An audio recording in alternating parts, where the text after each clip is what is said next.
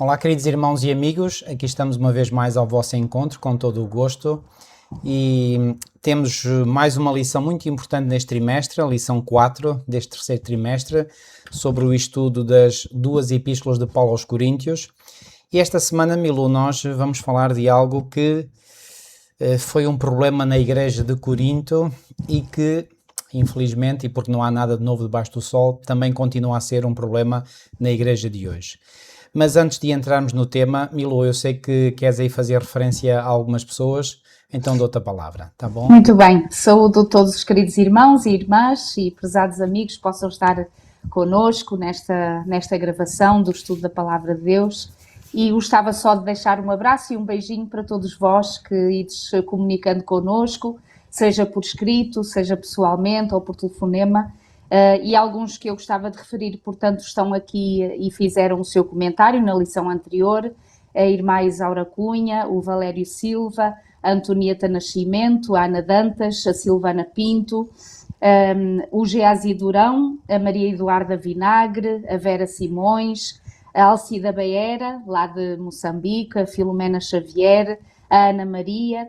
Depois temos dois queridos irmãos que pedem orações, o António Ramos, que continua a pedir que oremos pela sua família, pela sua esposa, e os seus dois filhinhos adolescentes, portanto, o João António e a Maria Mar. Portanto, um beijinho para todos vós, que Deus continue a abençoar-vos. E o irmão Pedro Saeng, que também pede orações para o seu lar e para a sua saúde física e espiritual.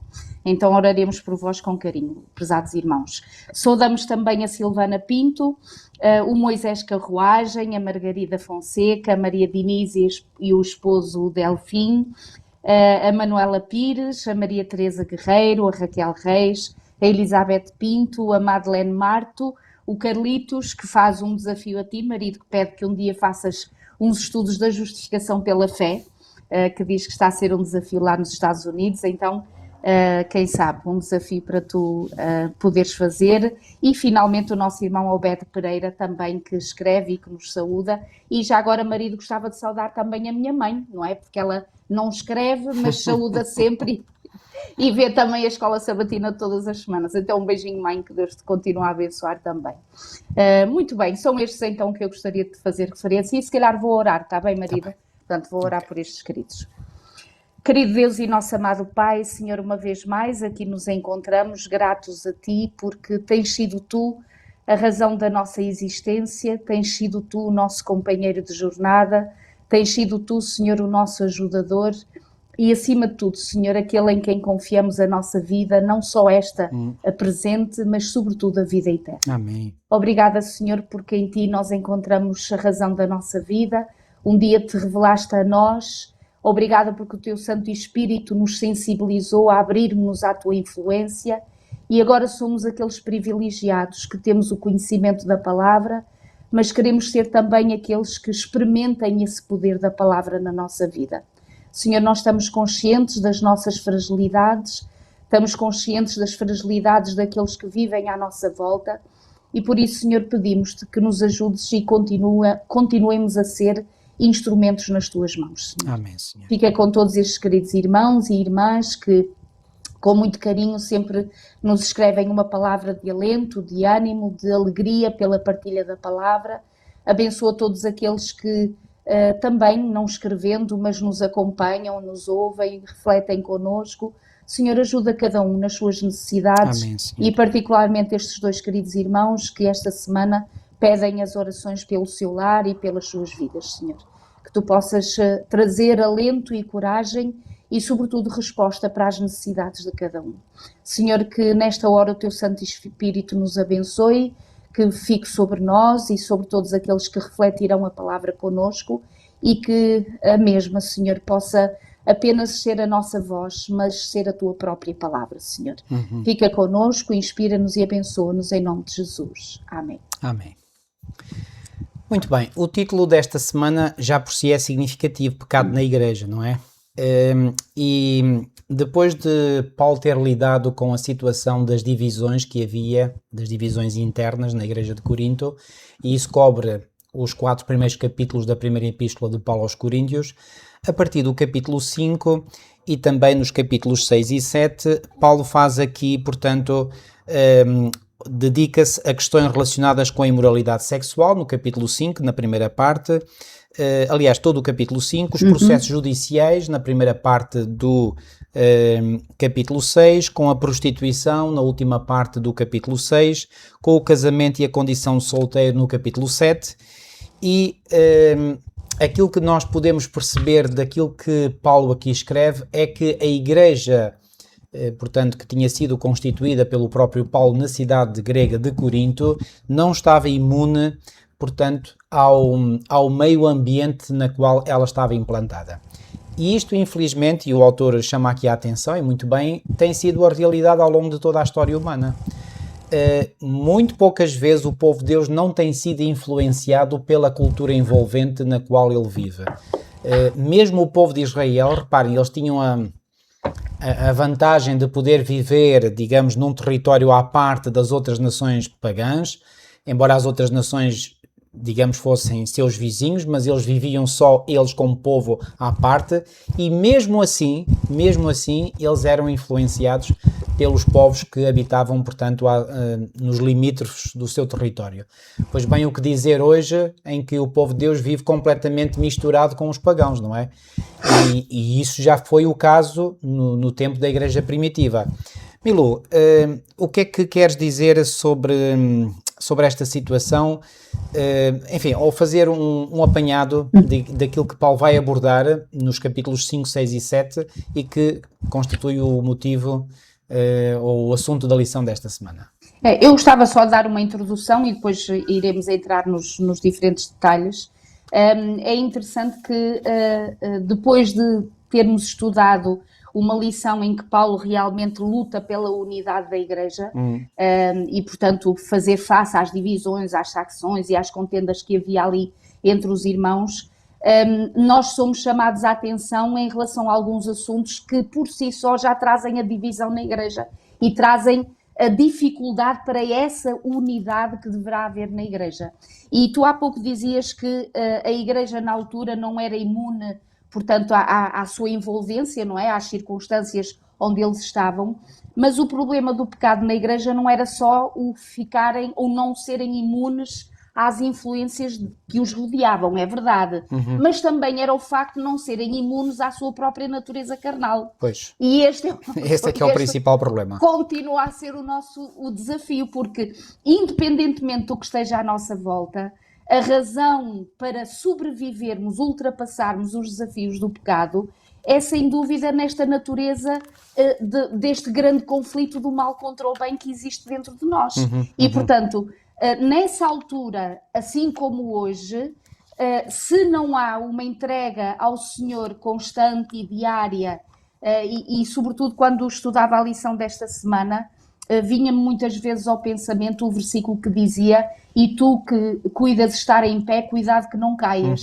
Ou seja, tem que haver uma humildade e uma submissão constante ao Senhor para já não nos acharmos melhor que ninguém, porque às vezes parece que há pecados, e agora vou pôr pecados entre aspas, que nós achamos que aquela pessoa, por causa daquele pecado, é muito menos do que nós, porque nós nunca caímos naquele pecado. Mas, queridos, a consequência do pecado é a mesma, independentemente do pecado que é.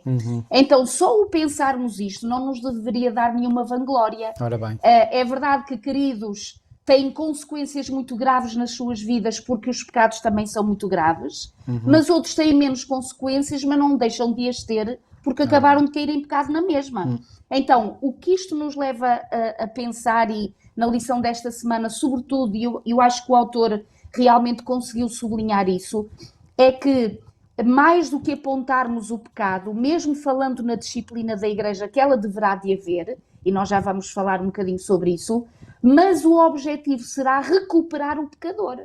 Portanto, o objetivo do crente que está em Cristo Jesus, da Igreja, que é a Igreja de Cristo Jesus, será sempre recuperar aqueles que, infelizmente, chafurdam no pecado ou caíram em pecado mas que se querem levantar pela graça Amém. de Deus. Então, queridos, que nós tenhamos sempre isso na nossa mente e que realmente a realidade de percebermos que enquanto existirmos e estivermos nesta vida do lado de cá, existirá pecado na igreja, portanto não há pessoas perfeitas, a começar por nós, não é? E que todos nós precisaremos dessa graça que vem de Deus para sermos salvos do nosso pecado, da nossa tendência pecaminosa e depois até Deus na sua misericórdia de algumas das consequências, não todas, mas algumas das consequências que Deus nos possa libertar. Portanto, marido, pertinente sem dúvida a lição desta semana, que Deus nos dê sabedoria e humildade para realmente entrarmos agora neste assunto particular que existia na Igreja de Corinto, e agora aqui no capítulo 5 o apóstolo Paulo vai logo falar disso, qual era o assunto, e nós dizemos que realmente era uma coisa horrorosa, não é? Portanto, aberrante, que estava a existir ali nas filas da Igreja e que continuava. Eu gostaria de recordar algo que é essencial na compreensão do Evangelho e que é a seguinte: logo no início do Novo Testamento e particularmente no início do Evangelho de Mateus, temos aqui, portanto, o anjo Gabriel que aparece a José em sonho e diz que não temas receber Maria, tua mulher, estou a ler no capítulo 1, a partir do versículo 20, José, filho de Davi, não temas receber Maria, tua mulher, porque o que nela está gerado é do Espírito Santo, e dará à luz um filho, e chamarás o seu nome Jesus. Porquê? Porquê que teria que ser chamado Jesus? Porque ele, Jesus, salvará o seu povo dos seus pecados. Então esta foi a razão, a missão mais importante, a missão primordial pela qual Jesus veio a este mundo. Então a Igreja é algo que foi instituído pelo próprio Cristo como, eu diria, uma instituição, como uma agência para salvar pessoas. Então, como é que nós podemos não compreender este assunto? E eu creio que o problema é que na nossa mente deturpada pelo pecado, nós achamos que a Igreja é para ser uma galeria de santos. Não. A Igreja é para ser um hospital de pecadores em primeiro lugar, onde pela graça de Deus eles são curados da malignidade, da doença do pecado, e assim se podem tornar, pela graça de Deus, porque à partida somos todos pecadores, a Bíblia é muito, muito, muito clara sobre isso. Todos pecaram e destituídos estamos da glória de Deus, não há um justo nem um sequer, e portanto a Igreja é a agência de criação divina para ajudar a solucionar o problema do pecado. E o problema do pecado toca a todos nós. E se algum de nós está convencido que esse problema só afeta aos outros e não afeta a ele, pois bem, eu espero que não seja o caso com nenhum de vós que nos está a escutar neste momento, mas recorda aquilo que a palavra de Deus diz para esses. Em 1 de João, no capítulo 1, João diz algo muito importante e muito incisivo que todos nós deveríamos tomar em consideração. 1 de João 1,8 diz assim: se dissermos que não temos pecado, enganamos-nos a nós mesmos e não há verdade em nós. E depois o versículo 10 diz: se dissermos que não pecamos, fazemo-lo mentiroso e a sua palavra não está em nós. Em contrapartida, entre estes dois versículos que eu acabei de ler, o versículo 8 e o versículo 9, entre o versículo 8 e o versículo 10, está o versículo 9, que diz: se confessarmos os nossos pecados, ele é fiel e justo para nos perdoar os pecados e nos purificar toda a injustiça. Ora bem, este é um problema, e eu recordo aqui também aquelas palavras de Jesus, que estão em Mateus 26, no versículo 41, que diz assim: vigiai e orai, para que não entreis em tentação. Na verdade, e agora aqui para reforçar aquilo que disseste há pouco, Milu, o espírito está pronto, mas a carne é fraca. E é esta carne fraca que muitas vezes nos atraiçoa. E porque nós sabemos isso, nós deveríamos ter um olhar de compaixão para com aqueles que erram, assim como nós queremos que também os outros tenham compaixão para connosco que erramos, não é? E que Deus seja misericordioso para connosco. Então, sem dúvida que Paulo queria ser misericordioso para com todos, e aliás, lendo bem este texto, e eu creio que deveríamos já começar aqui a fazer esta análise, portanto em 1 de Coríntios no capítulo 5, e a partir do versículo 1, Paulo diz o seguinte: geralmente se ouve que há entre vós prostituição, e prostituição tal, qual nem ainda entre os gentios, como é haver quem abuse da mulher do seu pai. Quando Paulo diz aqui, qual nem ainda entre os gentios, o que é que isto quer dizer? Que mesmo entre os gentios, este tipo de imoralidade que Paulo está aqui a falar, que era uma imoralidade sexual, nem era bem vista entre os gentios, entre os pagãos. Então Paulo aqui, digamos, ele insurge-se e não se insurge apenas contra o indivíduo que estava a praticar, portanto, este pecado sexual. E que indivíduo era esse? Portanto, fala aqui do indivíduo, não é mencionado o nome, e certamente que Paulo não tinha nenhum prazer em estar aqui a referir o nome da pessoa, só diz que ele estava a abusar da mulher do seu pai. E esta expressão mulher do seu pai, muitos têm entendido já há muito tempo, que não se trataria da sua mãe, mas tratar-se-ia de uma madrasta. Portanto, muito provavelmente o pai ficou viúvo e, portanto, casou novamente em segundas núpcias e agora aqui o filho estaria a abusar sexualmente, portanto, da madrasta. E o problema que Paulo aqui identifica nesta passagem não é só com este indivíduo. Paulo também se insurge contra a igreja. Porque Paulo vai mostrar, no versículo 2 aqui na minha versão, diz que estáis inchados. Já agora, lê aí na tua versão. É ensoberbecidos. Ensoberbecidos. Bom, este termo inchado não é muito comum já hoje, mas ele era muito usado no passado. Ou seja, a pessoa está inflada, não é? Portanto, está inchada, digamos, com soberba, com vaidade, com orgulho. Então, o que é que isto denota? Que a igreja tinha conhecimento deste caso. E a igreja não só não fazia nada, como até achava que, pronto, estava tudo bem. E Paulo insurge. E quando o autor dá aqui este título à lição de domingo, que eu achei muito interessante, dissonância entre a fé e a prática, não era só para o membro que estava a praticar este ato de imoralidade sexual com a sua madrasta, era também para a igreja. Portanto, a igreja também estava em dissonância entre a sua fé e a sua prática, porque apesar de saber daquilo que estava a ocorrer, não fazia nada. E Paulo o que é que vai dizer? Versículo 2: estáis inchados e nem ao menos vos entristecestes por não ter sido de entre vós tirado quem cometeu tal ação. Eu, na verdade, versículo 3, ainda que ausente no corpo, mas presente no espírito, já determinei como se estivesse presente que o que tal ato praticou, em nome do nosso Senhor Jesus Cristo, juntos vós e o meu espírito, pelo poder do nosso Senhor Jesus Cristo, seja entregue a Satanás para a destruição da carne. Isto parece não, é uma linguagem muito forte da parte de Paulo. O que é entregar uma pessoa a Satanás? O que é que Paulo quer dizer com isto? O autor aqui explica muito bem.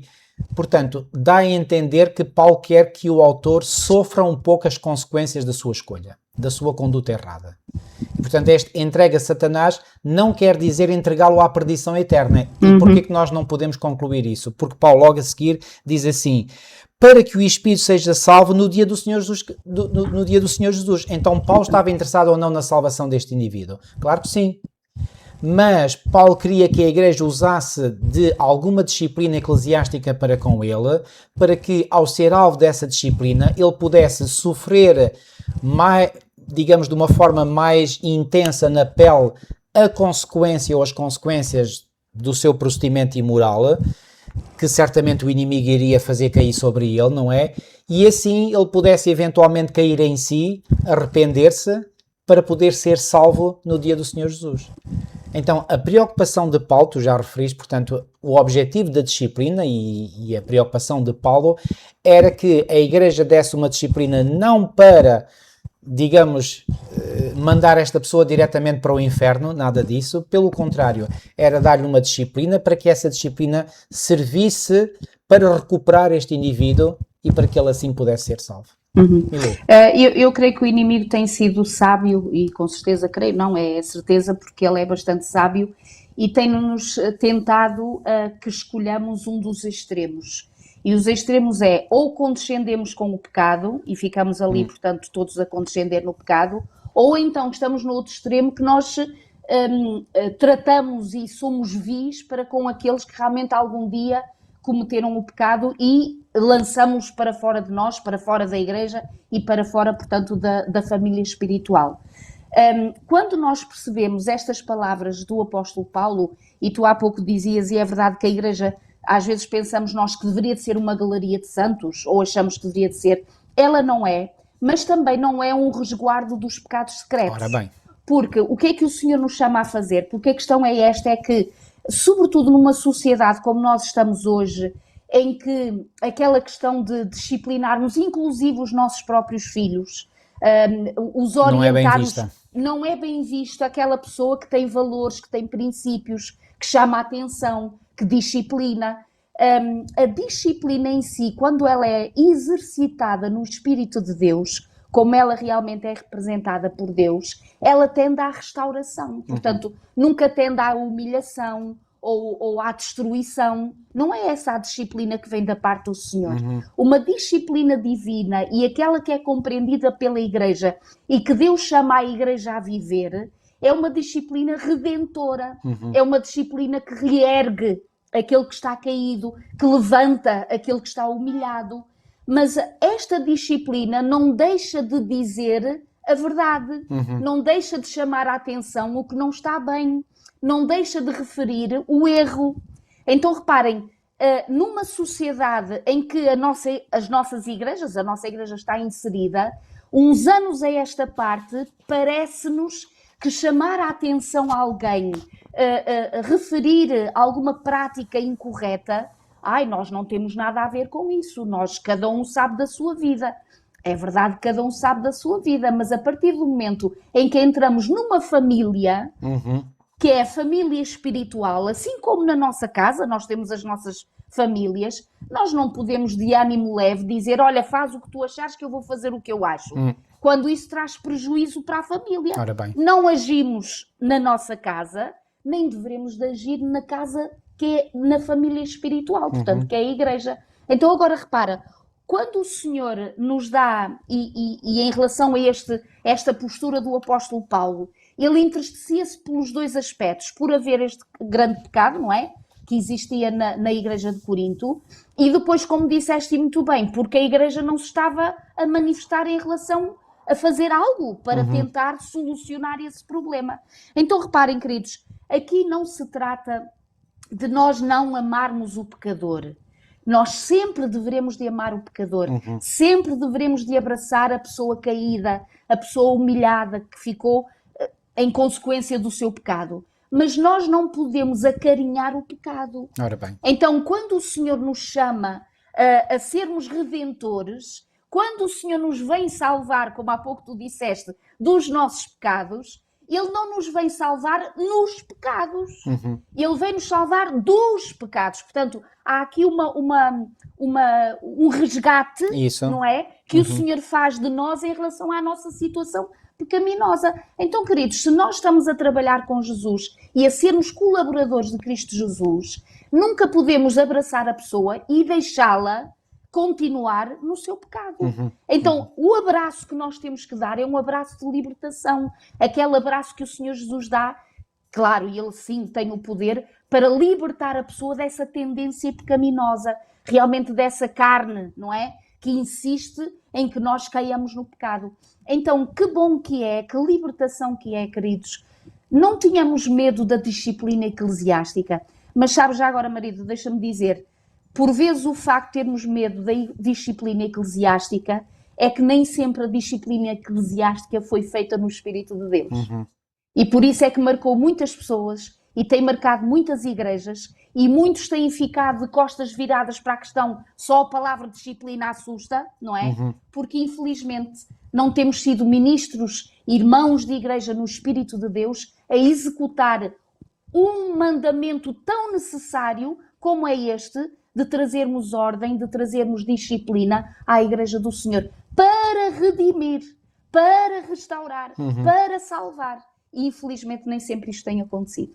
É verdade, e sobretudo quando se trata de algo público, não é? Como era o caso aqui na Igreja de Corinto, aí a Igreja simplesmente não pode passar por alto. A Igreja tem que agir, a Igreja tem que tomar posição com amor, com carinho, mas com firmeza, para que essa disciplina possa ser útil para a pessoa, portanto, que está a cometer esse pecado. Aqui, Paulo, eventualmente, portanto, o autor, portanto, dá aqui a entender que este indivíduo talvez pudesse ser alguém, portanto, que fosse um membro rico, não é? Que beneficiasse a igreja. Bom, é uma mera especulação, nós não temos a certeza sobre isso. Aliás, o autor... do porquê de não o disciplinarem. Exatamente. Talvez ele fosse rico. Pronto, talvez, ele diz aqui, pronto. não temos uma explicação para a razão pela qual a igreja em Corinto era tão tolerante com o homem incestuoso. Talvez ele fosse um membro rico, talvez, portanto é uma hipótese, não temos certezas, como ele próprio diz. Talvez ele fosse um membro rico de quem a igreja beneficiava. Ou talvez porque todas as coisas me são lícitas, eles não consideravam o caso de forma que deveriam ter considerado. Simplesmente não sabemos. Uma coisa sabemos é que muitas vezes estas causas podem agir no nosso meio hoje, não é? E muitas vezes acontece que determinado membro, nós sabemos que não está bem, a sua vida não está bem, mas teimamos em não querer disciplinar porque, enfim, é alguém que contribuiu muito no passado, de forma espiritual ou de forma financeira para o bem da igreja, não é? Isso não está em causa, não é? Mas uma coisa não invalida a outra, não é? Não é porque alguém foi muito ajudador da igreja que está imune, digamos, a todo e qualquer pecado, não é? Não pode ser. Portanto, a igreja tem que ser realmente... tem que agir de forma correta e de forma equilibrada, de forma equitativa e justa para com todos, ok? Agora, há aqui um aspecto que eu achei muito interessante, que eu até partilhei contigo, que nunca tinha chamado a atenção e que é o seguinte, que é o facto de que quando Paulo, no capítulo 6, fala destas questões judiciais que os membros, portanto, levavam, digamos, a tribunal, levavam diante dos pagãos, é curioso que essa situação vem depois de Paulo ter falado deste caso de imoralidade sexual que nós acabamos agora de falar também, e antes de ele falar, portanto, na prostituição que ele fala nos versículos 12 a 20 do capítulo 6. Então a pergunta que se coloca, portanto, é, será que, portanto, que negócio é este negócio? Este negócio, exatamente, que na Paulo... lição terça-feira. Exatamente, portanto, que Paulo aqui fala, será que isto teria a ver, portanto, com algum caso de imoralidade sexual? É uma hipótese também, e que eu considero que é uma hipótese muito plausível, embora não tenhamos também a certeza, portanto, o que é que estaria aqui em causa. E... o autor até vai ao ponto de dizer, aqui na lição terça, também é possível, como supõem alguns, que os litigantes de 1 Coríntios 6.1 sejam o pai e o filho de 1 Coríntios 5.1. Exato. É uma hipótese, portanto, deixo isto bem claro. Em qualquer caso, como ele diz, e muito bem, não é necessário compreender a questão concreta para se compreender o ponto sob discussão. E qual é o ponto sob discussão? É que os crentes não devem levar questões, digamos, enfim, internas, portanto, perante os pagãos, porque isto é descredibilizar a igreja diante dos gentios. E atenção, e Paulo aqui, lá estou eu com Paulo, o autor aqui diz que é importante lembrar que 1 Coríntios 6, 1 a 11 não se refere a um caso criminal, portanto não é um caso criminal, porque a autoridade dos tribunais civis quanto a questões criminais é defendida pelo mesmo Paulo em Romanos 13, 1 a 5. Então não se tratava de um caso criminal, tratava-se de pequenas litigâncias que havia, portanto, entre membros, e eles levavam a questão aos tribunais civis. E Paulo diz, não. Olha, o só haver litigâncias entre vós, ou desentendimentos, já é uma vergonha. Quanto mais ainda levardes isso perante os pagãos. Portanto, essencialmente é o que Paulo diz aqui em 1 Coríntios 6, 1 a 11. Milo, o que é que achas? Achas que seria... Bom, isso também pouco importa, mas achas que esta hipótese tem algum sentido, uma vez que o contexto... É como diz o autor, nós não sabemos, não é? Podemos especular de uma forma ou de outra. A questão aqui, eu creio que sobretudo, e que convém sublinhar, é como ele diz e dá no título da lição de terça-feira, proteger a identidade da igreja. Porque eu creio que é como tu teres o nome da tua família sujo, não é? E, portanto, nas praças da sociedade, quem fala daquele nome, ui, que horror, portanto, afastam-se só de refletir sobre essa família por causa do que possa eventualmente ter acontecido. Mas aqui o que o Senhor Jesus está a dizer é que todos nós, como membros desta família espiritual e como membros que somos da família de Deus, desta igreja, que é uma igreja, portanto, suscitada pelo poder do Senhor, em todos os nossos aspectos e posturas devemos sempre proteger esta identidade da igreja, ou seja, o bom nome da igreja. O bom nome da igreja, de forma mais minuciosa. E às vezes nem é só para os de fora, queridos. Às vezes é para os de dentro, porque eu penso o seguinte, se nós como líderes, se nós como pais, se nós como responsáveis pelos mais jovens, permitimos que no seio da nossa igreja aconteçam coisas pelas quais, sendo elas graves, nós não temos uma palavra a dizer, nem uma correção a fazer, qual é o ensinamento que nós estamos a trazer aos nossos filhos? Então, se isto realmente dentro da nossa casa, que é o nosso lar de sangue, a disciplina é bem-vinda e tem o seu lugar. Aliás, Ellen White acaba por dizer no livro Orientação da Criança que uma criança que não é disciplinada é infeliz. Por alguma coisa é.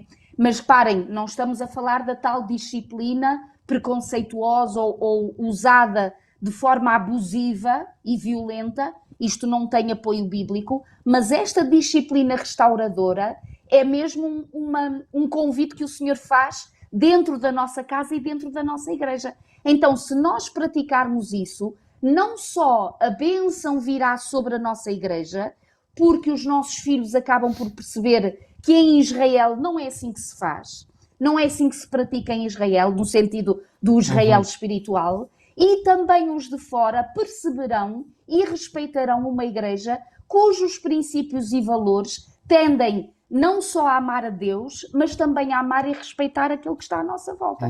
E, portanto, nós só temos a ganhar. Portanto, esta questão de identidade da igreja e de realmente aquilo que, através de nós e da nossa prática, suscite e mantenha o bom nome do Senhor.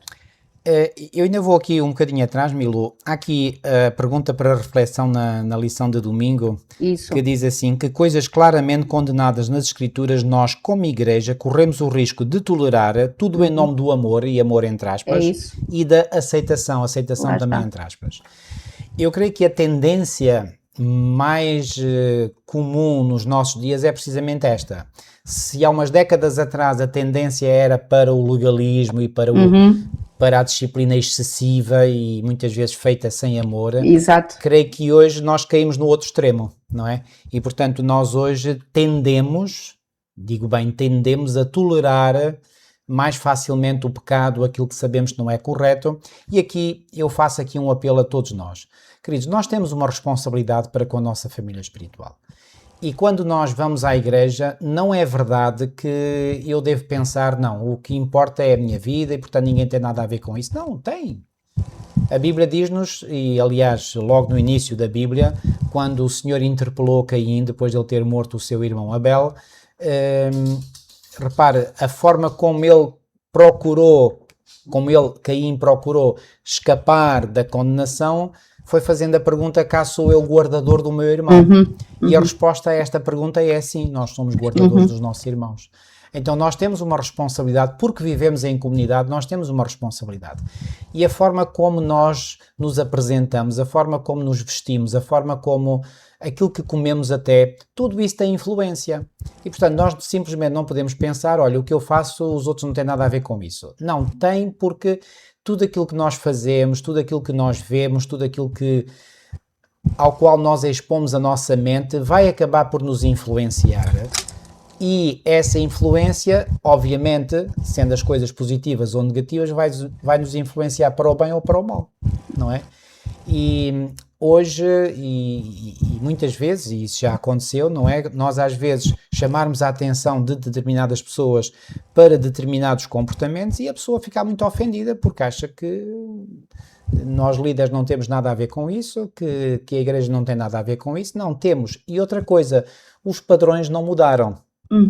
O que tem mudado é a forma como a igreja olha para, digamos, determinados comportamentos, mas os padrões morais não mudaram. E, por exemplo, há um aspecto que pode parecer, e para muitas pessoas parece que não é significativo, mas que é porque chama a atenção, porque é algo visível, é a forma como nos vestimos, como nos apresentamos, não é? Ainda recentemente uma irmã se queixava dizendo que hoje em dia se permite que determinadas jovens ou senhoras possam usar roupa menos apropriada ou menos modesta. Pois bem, isso tem uma influência, e portanto nós devemos prestar atenção a esses detalhes e procurar fazer com que o nosso comportamento, a nossa atitude, a nossa postura, a nossa forma de vestir, de falar, etc., não seja uma pedra de tropeço para ninguém. O que é que achas, Lu? É isso mesmo. E estavas a falar e eu estava-me a lembrar aqui que quando aqui o autor nos fala como é que nós devemos lidar com os escândalos, porque realmente ninguém tem prazer e ninguém tem alegria que entre nós, ou seja, na nossa família de sangue, mas particularmente aqui na família de igreja, surja um ato que pode induzir o outro, lá está, a praticar o mal, a fazer o mal e a achar que o mal é bem, e lá está. Portanto, vale tudo, agora vale tudo. Deus é amor e agora vale tudo. Quando não vale tudo, porque, como dizias, e pegando esse exemplo que estavas a falar, a modéstia é o princípio nunca foi anulado.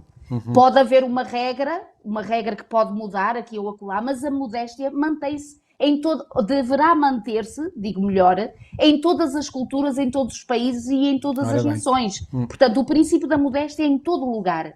A questão da regra pode dizer é que uma forma de veste pode ser mais sei lá, com um tecido, com uma cor, com outra cor. Isso aí já é a regra, portanto, isso pode mudar. Agora, eu aqui gostava, sobretudo, marido, até de forma resumida, apanhar esta parte da leitura que tu tinhas feito, que realmente é algo muito bombástico e muito duro quando diz que seja entregue a Satanás.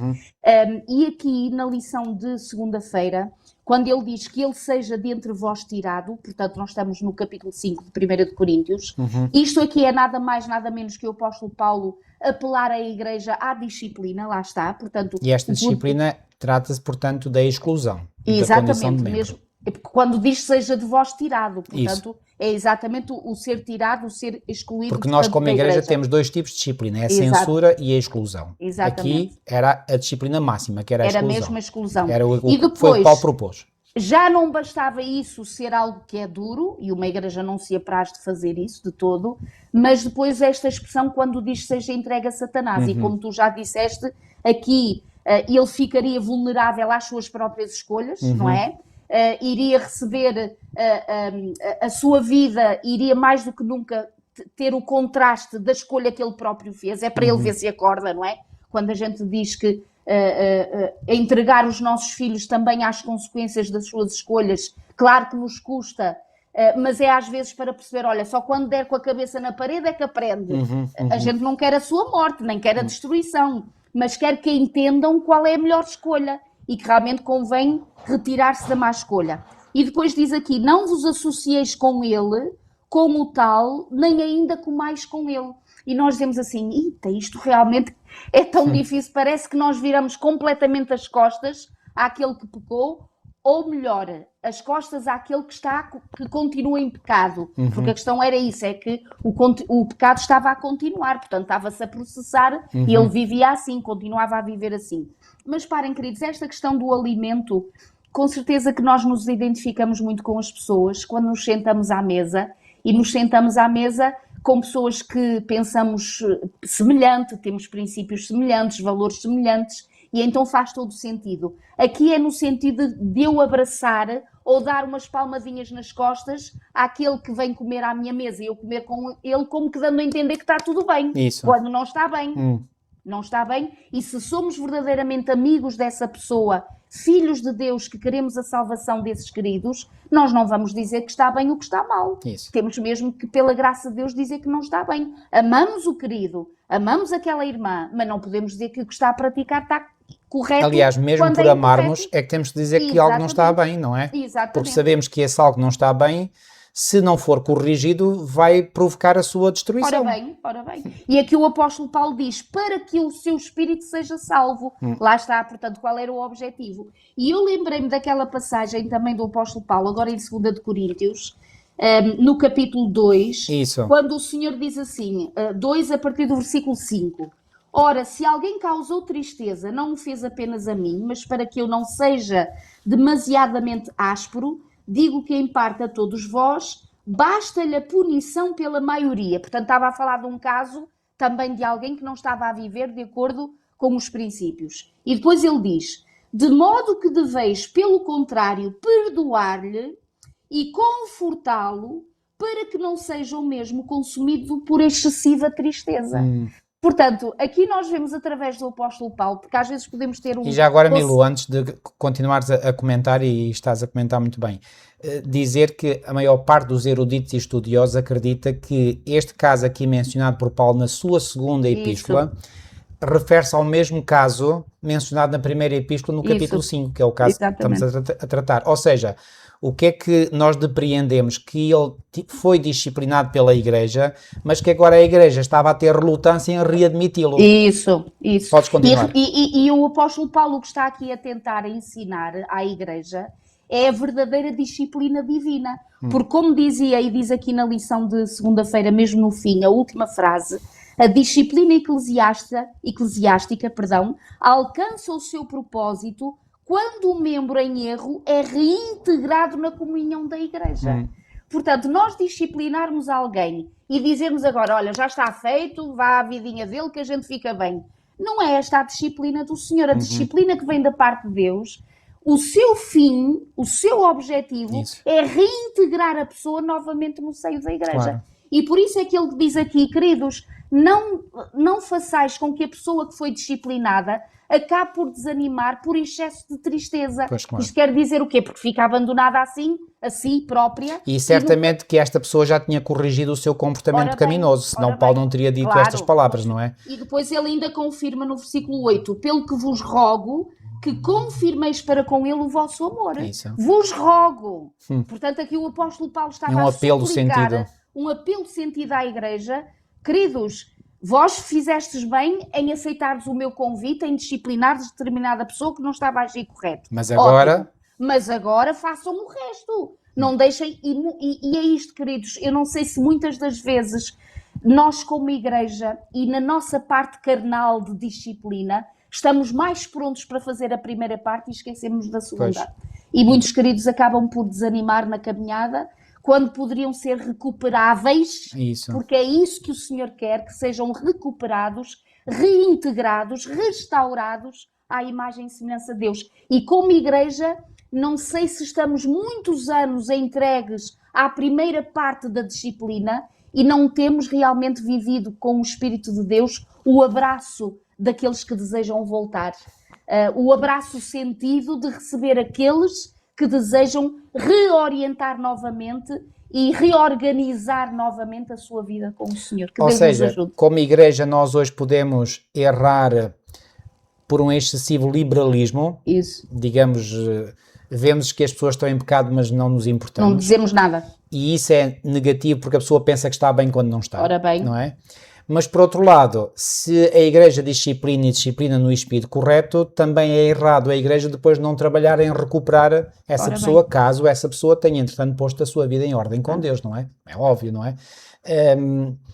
E realmente isto deve ser um grande teste para nós, como Igreja, como membros da Igreja, para sabermos se realmente temos agido desta forma sábia ou não. E Paulo aqui, portanto, quando ele diz aqui no versículo 10, e a quem perdoardes alguma coisa, também eu, porque o que eu também perdoei, se é que tenho perdoado, por amor de vós o fiz na presença de Cristo, para que não sejamos vencidos por Satanás, porque não ignoramos os seus ardis. Exato. Então, Satanás quer destruir as pessoas, obviamente, e portanto a Igreja, volta a dizer, é uma agência divina para recuperar as pessoas, para recuperar pecadores. Para recuperar pecadores numa primeira vez e, caso tenha havido reincidência no pecado, recuperar uma segunda vez, uma terceira vez, as vezes que forem necessárias, até essa pessoa estar completamente liberta, portanto, da opressão demoníaca. E, portanto, eu creio que isto aqui, portanto, fica muito claro, portanto, que o objetivo supremo, repetimos, e desculpem-nos a nossa repetição, é realmente disciplina eclesiástica, sim, quando ela é necessária, mas sempre, sempre, sempre com o objetivo de redimir o pecador e não Exato. de o pôr lá para baixo, de pisar em cima dele. Muito bem. Na lição de quarta-feira, portanto, o autor vai aqui falar sobre a questão do antídoto, ou seja, aquilo que combate a ação venenosa de qualquer coisa, não é? Portanto, o antídoto contra a imoralidade sexual. Já agora só relembrar, Milu, que a sociedade de... Portanto... Eu ia falar isso mesmo. Então fala. Portanto, e eu não sei se é exatamente o que ias dizer, mas o que eu ia dizer era que se naquela altura a questão da imoralidade já era algo que estava patente e realmente estava presente em todas as áreas, não é, da vida do ser humano, hoje em dia ainda muito mais, não é? Portanto, nós na nossa sociedade, os nossos filhos, nós como cônjuges, estamos expostos diariamente a esta questão de realmente sermos testados na nossa questão da sexualidade. Eu diria que hoje vivemos numa grande Corinto, não é? Porque a cidade de Corinto era claramente uma cidade muito depravada, portanto, onde havia muitíssima imoralidade sexual, e hoje não é diferente. Não. Portanto, hoje a cidade de Corinto é quase o mundo inteiro, não é? E quase porque, enfim, há países onde há restrições muito sérias, não é? Mas pelo menos no chamado mundo ocidental, digamos, hoje não há barreiras, não é? Portanto, cada um faz o que quer, entra tudo pela casa dentro, pela televisão, internet, telemóvel, redes sociais, etc. Portanto, não há barreiras. E, portanto, neste ambiente, nós temos, pela graça de Deus, criar barreiras à nossa volta para não nos deixarmos levar por esta onda, eu diria até por este maremoto, por este tsunami de imoralidade sexual que nos rodeia. E repara, o erro era que alguns em Corinto acreditavam que, dado que o Evangelho lhes tinha trazido a libertação, então estavam autorizados para fazer não importa o quê. É uma teologia que hoje continua a existir. Exatamente. Nós estamos salvos. Salvos para quê? Para uma vida de obediência, mas para muitos é salvos para agora fazer o que querem. Não é isso. E como diz aqui o autor nesta frase que ele escreveu, nós realmente fomos libertados do pecado, mas não libertados para o cometer. Isso. Não é? Portanto, nós fomos libertados do pecado para andarmos em santidade em Cristo Jesus. Não fomos libertados do pecado para agora darmos aso às nossas tendências pecaminosas, à nossa carne e, portanto, a tudo aquilo que nos passa no pensamento. E daí, como disseste há pouquinho muito bem, queridos, nós temos que nos disciplinar, agora falando da disciplina noutro sentido, nos disciplinar a nós próprios, de a nós próprios colocarmos barreiras e limites para não ultrapassarmos determinadas coisas. Porque é verdade, se antigamente uma imoralidade sexual teria que, para ser vivida e experimentada, teríamos que sair de casa, nós hoje poderíamos estar ao lado do nosso cônjuge e a ser completamente imorais, sexualmente falando. Portanto, e os nossos filhos dentro de casa. E a imoralidade sexual, atenção, e que isto fique claro, creio que está claro na mente de cada um de vós, à luz do Sermão da Montanha, não é? A imoralidade sexual não existe só em atos. Claro que o ato é imoralidade, sem dúvida, mas a imoralidade sexual pode existir a partir do pensamento, não é? Foi o que Jesus disse no Sermão da Montanha, aquele que olha para uma mulher com a intenção impura, bom, quando ele diz um homem olha para uma mulher, o inverso também acontece, embora, o homem na sua tendência, digamos, natural ou carnal, é mais suscetível de ser atraído por aquilo que vê. Ao passo que a mulher é mais influenciada por aquilo que ouve. A psicologia tem definido mais ou menos este padrão. Claro que há exceções, obviamente, nem todos são iguais, mas de uma forma geral, portanto, o homem é mais cativado por aquilo que vê. Ou seja, quando o homem vê uma mulher bonita, atraente, pois bem, isso mexe muito com ele. E talvez não tenha sido por acaso que Jesus deu o conselho referindo-se aos homens, não é? Porque esse pecado da luxúria, ou seja, de cobiçar uma mulher, eu acredito, pessoalmente, que é muito mais frequente existir na mente masculina do que na mente feminina, ok? Não quer dizer que na mente feminina não possa haver pecado também, claro que há também, porque somos todos pecadores, homens e mulheres. Mas o pecado manifesta-se de diferentes formas e na mente masculina esta é uma forma muito comum dele se manifestar através da cobiça, através da luxúria de pensamentos pecaminosos e, portanto, isso aí tem que ser evitado também, tem que ser controlado, e quando somos assaltados com esses pensamentos, pois bem, há que pedir ao Senhor, por isso é que Jesus disse, vigiai e orai. Vigiar compreende tudo aquilo que nós podemos e devemos fazer e que está ao nosso alcance fazer. Orar é nós colocarmos sobre o Senhor aquilo que já ultrapassa, digamos, as minhas possibilidades, as minhas forças. Quando eu vejo que é algo que já me ultrapassa, então aí, se eu fiz a minha parte, não é? O que é a minha parte? É eu não me expor voluntariamente, digamos, a uma situação de risco, não é? Portanto, se eu vejo uma mulher muito atraente e isso me perturba mentalmente, então eu não vou estar ali a olhar e continuar a olhar e alimentar pensamentos, não, é desviar o olhar. E quando eu digo desviar o olhar, não quer dizer que nós devemos agora ter um sentimento negativo para com essa pessoa. Claro que não, a pessoa não tem culpa nenhuma daquilo que se passa na nossa mente. É simplesmente fazer um tipo de autocontrolo para não permitirmos que certos pensamentos nos dominem. Mas se virmos que isso é difícil, pois bem, aí é pedir ao Senhor, através do pensamento, Senhor, ajuda-me, estou a ser assaltado por este pensamento, por esta tentação, eu não quero pecar, então Senhor, ajuda-me, retira-me este pensamento da minha mente. É esse o nosso dever. E nós devemos fazer isso. Okay? E por isso aqui na lição de quarta-feira dá estes 3 passos, como nós poderemos realmente ser favorecidos e fortalecidos contra estarmos expostos à imoralidade sexual. Primeiro, o facto de nos recordarmos que fomos lavados, santificados e justificados no sangue de Cristo, não é? Portanto, o saber que o Senhor Jesus nos deu esta bênção da salvação, que através dos seus méritos nós podemos ser limpos de todo o pecado. E todos aqueles queridos que possam ter tido uma experiência no passado, saberem que a vida que têm no presente e no futuro pode ser uma vida de vitória, porque é isso que o Senhor promete dar, de cura, de bênção, de ter virado a página. Estão a ver? Nós é que resistimos a virar a página. Nós, os que apontamos, ok? Porque muitas das vezes a pessoa já passou anos em que a pessoa já está mais do que restaurada e reintegrada, mas o nosso pensamento lá vai para a pecaminosidade que outrora aquele A ou B possa ter procedido na sua vida. Então, lavados, santificados, justificados. Segundo, somos membros de Cristo, portanto, e por isso devemos estar unidos a Jesus, e claro, quando unidos a Jesus fica impossível nós cairmos em pecado. E terceiro, é interessante que nós somos o templo do Espírito Santo.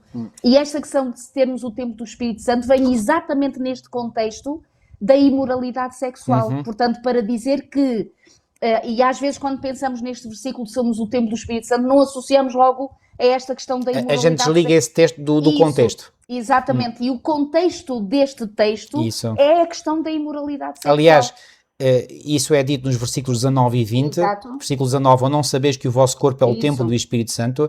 E o versículo 18 anterior diz, fugir da prostituição. Exatamente. Todo o pecado que o homem comete é fora do corpo, mas o que se prostitui peca contra o seu próprio corpo. Exatamente.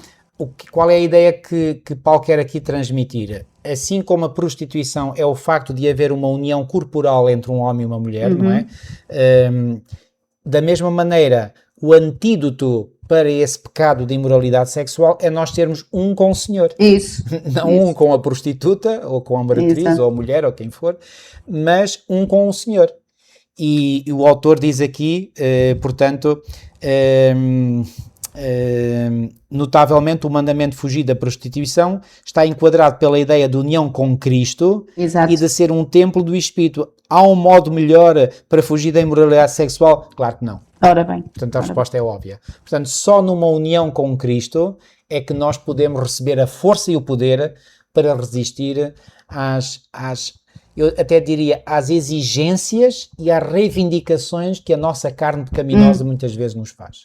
Okay? E por isso é que o autor aqui recorda-nos no fim da lição de quarta-feira que há a grande devastação que os pecados sexuais têm trazido à humanidade. Então não há. E esta citação, uma delas que vem na lição de sexta-feira, que já agora aproveito para ler, a última, diz: Deus está a procurar exaltar-nos até alcançarmos o seu padrão elevado, puro e celeste. Para este propósito, o seu Espírito está constantemente a lutar connosco. Ainda bem que assim é. É isso, mas agora reparem o que diz a última frase, e isto realmente é algo triste. As nossas tendências naturais, se não forem corrigidas pelo Espírito Santo de Deus, têm nelas as sementes de morte moral, Isso. da morte moral. Ou seja, não há como encontrar solução em nós, de todo. Porque não Portanto, existe. não existe, não há. Mas realmente, se estamos unidos ao Senhor, realmente há solução, há recuperação, há salvação em Cristo Jesus. E já agora, marido, só dizendo uma palavrinha... Deixa-me acrescentar uma coisinha que é muito importante.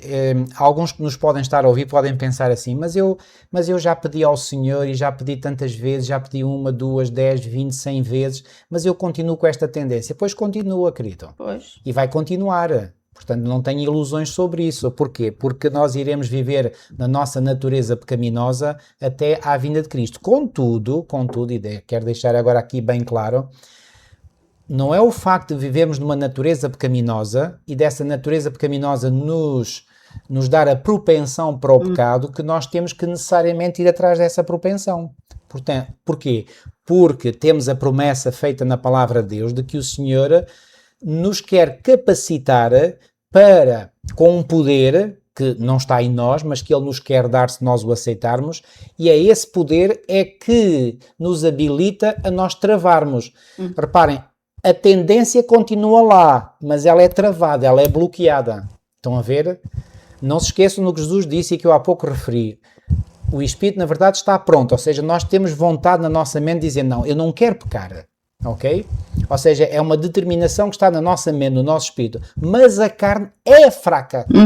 Ela não vai deixar de ser fraca. Só quando o Senhor transformar este corpo mortal em imortal e esta natureza corruptível em incorruptível, como Paulo diz em 1 Coríntios 15, aí sim acabarão para sempre essas tendências pecaminosas. Agora, volto a dizer, não é o facto de termos tendências pecaminosas que isso é desculpa para o pecado, porque não é. Ok? Mas, por outro lado, não desanimem por terem essas tendências, porque elas vão existir. Têm é que ser controladas no poder do Espírito Santo, ok? E se algum de vós que luta certamente, e por isso é que diz aqui que o seu Espírito está constantemente a lutar connosco. E porquê que está constantemente a lutar connosco? Porque sabe que a nossa natureza pecaminosa também está sempre a lutar contra o Espírito, não é? Então o Espírito está a lutar connosco para nós não cedermos, mas que ninguém desanime por sentir essa tendência. Agora, essa tendência pode e deve ser vencida no poder do Senhor, e aí deixem-me aqui acrescentar algo muito prático, que é o seguinte: muitas vezes essa tendência pecaminosa é mais intensificada se, por exemplo, nós temos outras áreas da nossa vida que não estão em harmonia com a vontade de Deus. E uma área fundamental é a área da alimentação. Quem se alimenta, por exemplo, de carne, a carne excita as paixões animais, excita as paixões carnais. E por isso é que nós somos aconselhados como povo de Deus a pôr de parte a carne, a pôr de parte certos estimulantes, porque se nós colocamos cá dentro do nosso corpo esses estimulantes vão excitar e vão, digamos, como que desinquietar a nossa natureza pecaminosa, quando ela deve ser reprimida. Estão a ver? Então, nós temos uma responsabilidade de colocar a nossa vida em harmonia com a vontade de Deus, fazendo a nossa parte. Não é só pedindo a Deus, mas depois, por exemplo, na área da alimentação, comemos tudo e mais alguma coisa. Muito cuidado. Nós temos a nossa parte a fazer. E a nossa parte a fazer é fazer aquilo que o Senhor nos pede, e naquilo que nós, mesmo assim, porque isso não vai ser suficiente, não é por ter uma boa alimentação que agora podem pensar, agora já não vou ter mais tendência para o pecado. Era bom que assim fosse. Não, a tendência está lá, só que está mais sufocada, mais limitada, mais restrita, não é? Mas ela está lá na mesma. Então, com a oração, muitas vezes até o jejum é necessário para nós limitarmos as nossas tendências pecaminosas. Tudo isso são coisas que podem ajudar. Atenção, nós não somos salvos por colocarmos uma boa dieta em prática na nossa vida. Nós não somos salvos por praticar o jejum. Mas nós fazemos essas coisas, ou devemos fazer essas coisas, para manter a salvação que o Senhor já nos deu e para caminharmos no caminho da santificação que passa por controlar essas paixões animais que existem dentro de nós. E quem diz isso diz outras influências, não é? Que nós possamos ter expostos, claro, e que exemplo, alimentam isso tudo, não é? Não ver certos filmes, claro, telenovelas, aliás, não se deve ver essas coisas, ponto final, parágrafo. Só para um pensamento antes de fazeres a última oração, que já estamos mesmo em cima da hora. Esta palavra grega porneia, portanto, que é traduzido por prostituição, portanto, que tem a ver com todos os atos de imoralidade sexual.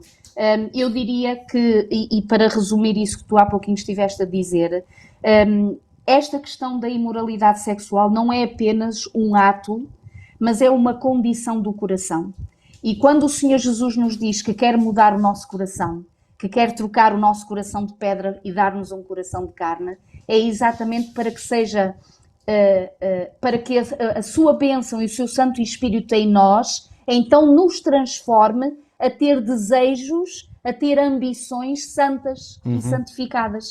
Portanto, se nós temos um coração de pedra, um coração que não se alimenta da palavra de Deus, uma vida que não procura as coisas de Deus, queridos, é impossível realmente a gente vencer, seja qual for o pecado. Mas quando nós aceitamos de Deus este coração que o Senhor diz que está disposto a dar-nos e que se alimenta diariamente, que busca o Senhor diariamente, que louva ao Senhor diariamente, que o procura em oração, então, queridos, nós estaremos prontos para as boas obras. E as boas obras são todas aquelas que vêm da parte do Senhor para nos inspirar a uma vida santificada, a uma vida abençoada, e não só nós seremos abençoados por isso, como aqueles que estão à nossa volta. Milu, ainda há aqui, portanto, o capítulo 7 nós não abordámos e que eu quero aqui abordar de forma muito sumária, que, portanto, em que Paulo dá resposta às perguntas que os coríntios lhe terão feito através de uma carta, porque Paulo diz aqui no versículo 1, ora, quanto às coisas que me escrevestes. Então isto dá claramente a entender que Paulo terá recebido uma carta da parte dos coríntios com algumas questões, e Paulo agora aqui tenta responder. E uma das questões que lhe terão colocado, talvez na forma de uma afirmação, e este versículo, o versículo 1, creio que não está bem traduzido, e muitos eruditos dizem que não é Paulo que está a fazer esta afirmação, mas que terão sido os coríntios que fizeram esta afirmação, que é o seguinte, ora, quanto às coisas que me escrevestes, e a minha versão diz, bom seria que o homem não tocasse em mulher. Não é Paulo que está a dizer que bom seria que o homem não tocasse em mulher.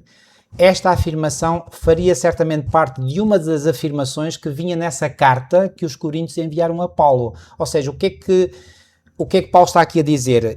Talvez a melhor tradução fosse esta. Ora, quanto às coisas que me escrevestes, de que bom seria que o homem não tocasse em mulher, ok? Então, os coríntios é que achavam que se calhar o melhor seria não tocar em mulher, ou seja, ficar solteiro. E Paulo vai dizer o seguinte, Paulo vai usar aqui, digamos, vai pôr aqui duas ideias em confronto, em conflito, em tensão, melhor dito, que é o seguinte, Paulo diz, não, por causa da prostituição cada um tem a sua própria mulher e cada uma tem o seu próprio marido. Mas depois mais à frente ele vai dizer no versículo 7, porque quereria que todos os homens fossem como eu mesmo, mas cada um tem de Deus o seu próprio dom, um de uma maneira e outro de outra. Versículo 8, digo porém aos solteiros e às viúvas que lhes é bom se ficarem como eu, mas se não podem conter-se, casem-se porque é melhor casar do que abrasar-se. Então Paulo o que é que ele vai dizer? Ok, não quer dizer que não se possa tocar em mulher, não, pode-se tocar, o casamento é algo legítimo, perfeitamente legítimo, porquê? Porque foi criado pelo Deus Criador. Paulo apenas está a dizer, por causa da situação atual, seria melhor, portanto, que ficassem como eu, mas se não se contém, então é melhor casar-se do que viver abrasado. Portanto, então qual é a melhor condição? Paulo é muito claro, a melhor condição é estar solteiro, porque a pessoa que é solteira cuida mais das coisas de Deus e não está preocupado em agradar ao marido ou agradar à esposa. Mas Paulo diz que, portanto, não há problema nenhum, não há absolutamente nenhum erro em a pessoa escolher casar. Então, é isto que Paulo diz aos coríntios, e através destas recomendações ou destes conselhos que ele deu aos coríntios, pois bem, nós retiramos grandes princípios de ética cristã quanto ao casamento, ao celibato, portanto, que para nós hoje também, não é? Portanto, é uma escolha em consciência, uma escolha própria que cada um pode fazer. E Paulo diz, olha, o ideal seria estarem sós, se já tiveste, se estás viúvo ou se não tens mulher, se não tens marido, continua assim. Mas se não conseguires, pronto, podes casar porque não pecas em fazer isso. Esta é a posição bíblica. E tanto num caso como no outro, o apóstolo que diz é fugir da prostituição. Exatamente. Portanto, lá está, da porneia. Tanto seja numa condição de casado ou numa condição de solteiro, Exatamente. é isto que o Senhor apela a cada um. Sem dúvida. Vamos terminar com uma oração? Nosso querido e amado Pai, muito obrigado, Senhor, uma vez mais, porque a Tua palavra fala a cada um de nós em pleno século XXI.